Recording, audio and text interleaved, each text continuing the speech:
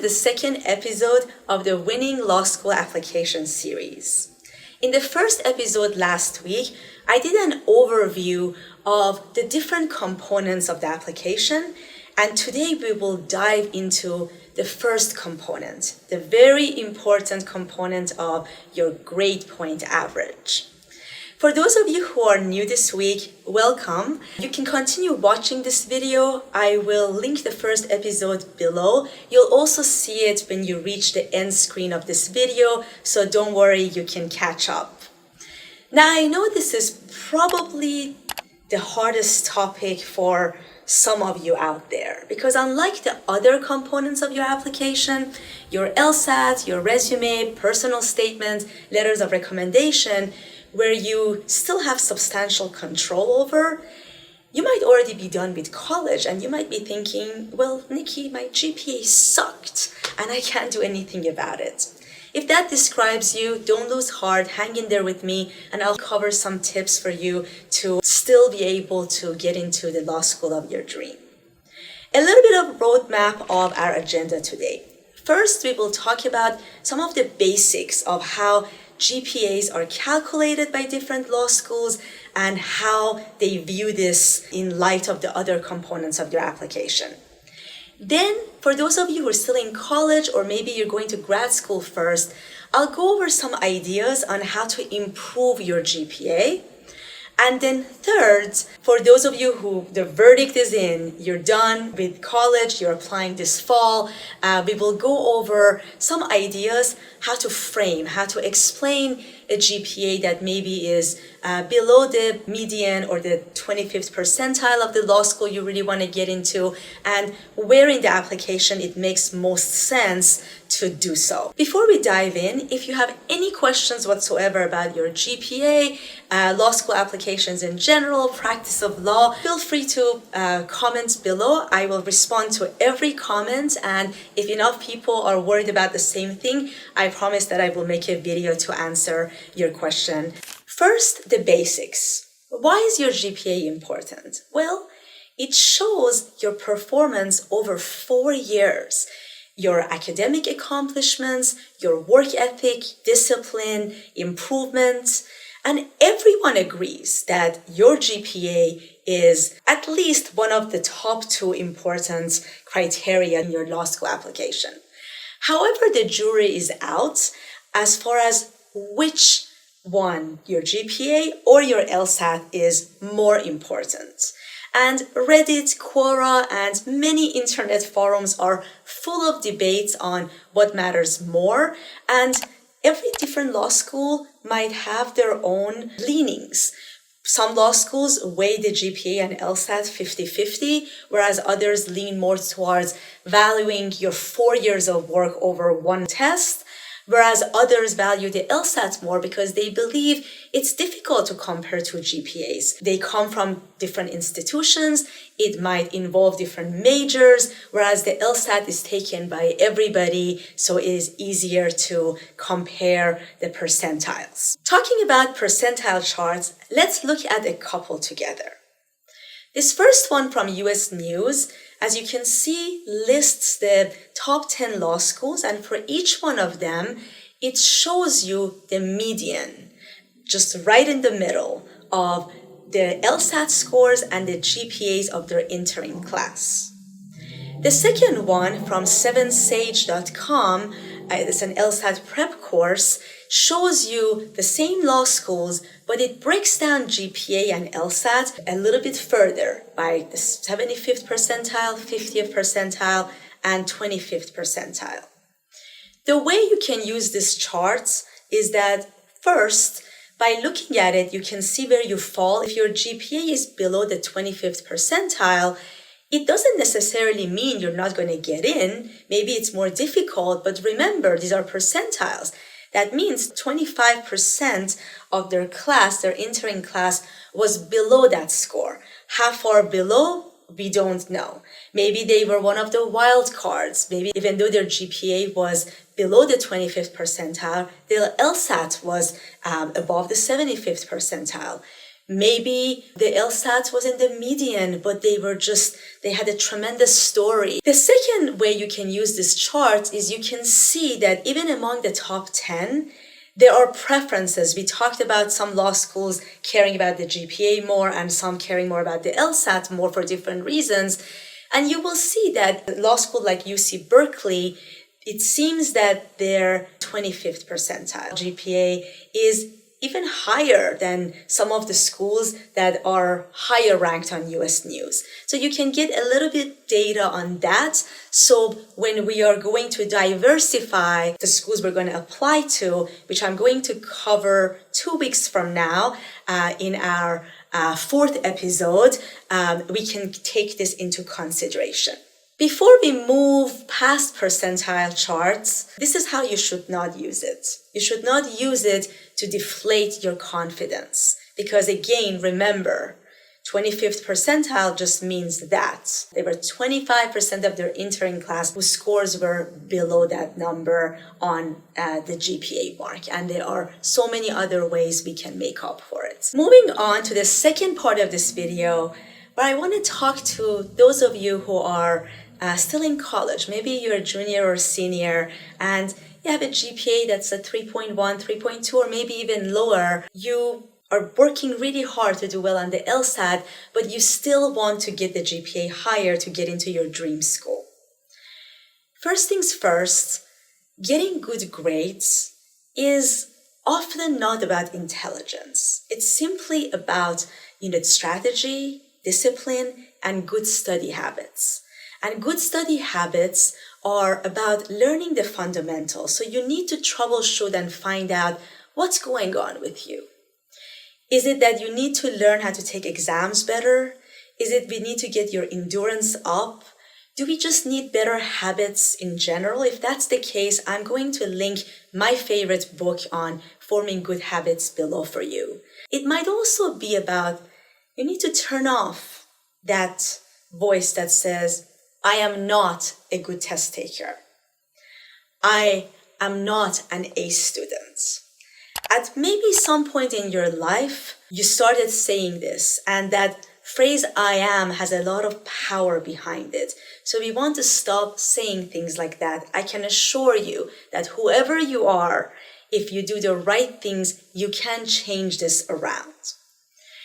One of the ways you can improve your GPA is if you maybe had a semester that was bad or a couple of courses that you got a D or an F in and that really tanked your GPA, retake that class. Most colleges, they will replace the GPA. But before you take on that investment, go speak to your counselor and find out what your specific college does. Do they take the average? Do they replace the GPA, but people can still see the initial grade? Does the initial grade disappear or change to something else? Also keep in mind that even if your school replaces the GPA, LSAC might not calculate it like that, or the law schools might not calculate it like that. However, if you retake the class and you do really well, we can use that as part of the arguments we will make in the rest of your application to persuade the reader to give you a chance, even if your GPA is below their ideal range. The next idea is if you're done with the core requirements for your major, take the rest of your classes strategically, or even within your major, if you have any flexibility, pick strategically. For example, I've had college students who are business majors, but by this time in their college life, they have figured out they're not so good at finance, but they're great at marketing. And, so that you might want to take more of those electives. Next, if you are a senior, you can postpone applying to law school by 1 year. Because if you are a senior applying, you still have a quarter of your GPA left. So applying next year can give you that boost in GPA. Do some calculation and see if you get straight A's and take a lot of credits, how can that improve your GPA? And finally, for those of you who are just done with college, but you're thinking, maybe I'll work a couple of years, or you're thinking, grad school first, just keep in mind that your undergrad GPA still governs, However, I've had experiences with people who did not have stellar undergrad GPAs, but they do have great GPAs from their grad program.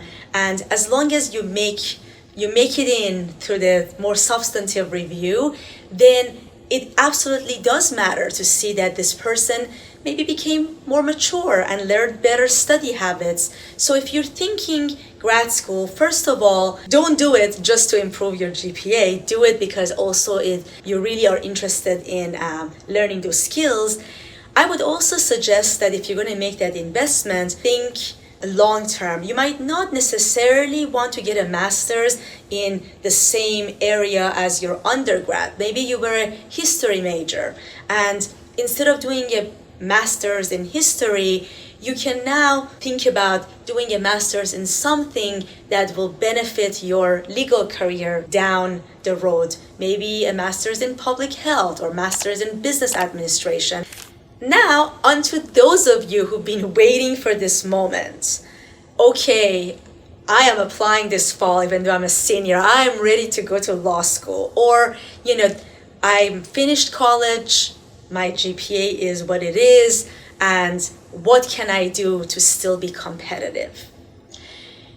What you need to think about strategically is thinking about ways to explain your GPA. So first, thinking about reasons that you can present, arguments you can present to the admissions committee to explain the GPA. Let's call the first one, life sucks. Maybe you got really sick one semester, or you had to take care of a family member.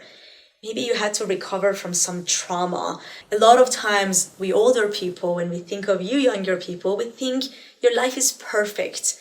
But pausing and seeing that maybe that wasn't so, and that might explain that one semester or that 1 year that has really resulted in your GPA being lower. The second scenario is, we're going to call this one, every day I'm hustling. Some of you had to work during college. I have seen and talked to students who worked full-time jobs. I've seen students who worked like 3 part-time jobs. If that's your situation because you had to fund your own college education or you had to help out family members, that's relevant information to include so the admissions committee understands that yes, maybe you have a 3.3 or a 3.4, but if you didn't have all these other outside obligations, you might have been able to do better. The third scenario we're going to call, I figured it out. Some of you are suffering from a bad GPA because the first year or two of college, they were rough. But at some point you figured it out. So if, I might look at a transcript and see a 3.4. But if I look at every semester, I might see 2.9, 3.1, 3.0, and then suddenly 3.9, 3.8, 4.0. So if you did have a gradual or even a sharp progress in your transcript, we want to point this out. Maybe you didn't start strong, but you finished strong, or you're about to finish strong. Especially if you are the first person in your family to go to college. Some of you might even be the first person in your family to graduate high school. And by family, I mean immediate family, your parents, people who raised you. Then this becomes really important because, you had to figure everything out on your own. And then the final scenario that I'll cover today is, I learned my lesson. I don't like this one as much. This has to be done very strategically, but maybe you were just growing up in college and you didn't have it together. If it does make sense, this could be included that you learned from your mistakes and you have paid for your mistakes, and you can bring some of those insightful stories to your materials, and then going from there, you can persuade the reader, the admissions committee, that this is now going to make you even a more disciplined and a better graduate student. Now that we've gone over some of the scenarios, and yours might be different than the ones that I covered, that you can explain your GPA, let's talk about how. Where in the application do we put these reasons? If you do have any explanation about, whether it was one of the scenarios I covered or one of your own, I strongly recommend having a GPA addendum. This is just a one-page document where you explain your GPA. In addition to the GPA addendum, certain scenarios can also be addressed, or they can also be addressed in addition to the GPA addendum in the other parts of the application. For example, if you worked 40 hours a week while you went to college, or multiple part-time jobs, you might want to explain this along with other reasons in the GPA addendum. But when you put together the resume, when you have your college entry with all your scholarships and all your activities, you can also add a sentence there. Worked 40 hours to fund education, or something similar depending on your particular situation. So don't think because one part of your application addresses something, then you shouldn't include it in the other ones. If it makes sense, we can have that information in different ways in different components of our application. If you did have a heartfelt story, you had to overcome some major trauma or some crisis in your life, I would really look at the GPA addendum to provide the facts.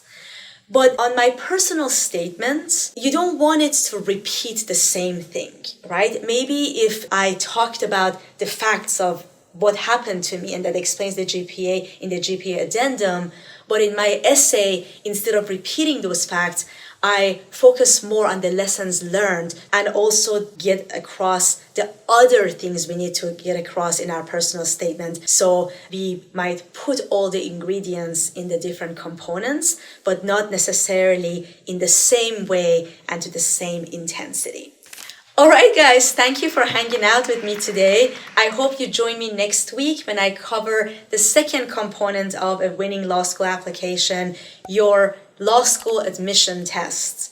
If you haven't subscribed yet, please subscribe to our channel and turn on the bell next to it so you get a notification when the next video premieres.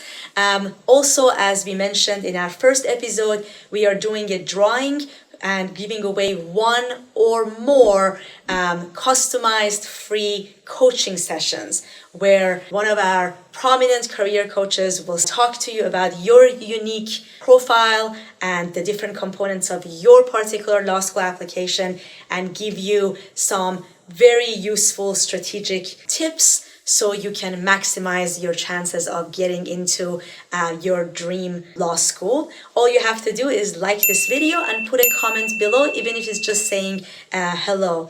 Until we talk again, stay safe, stay well.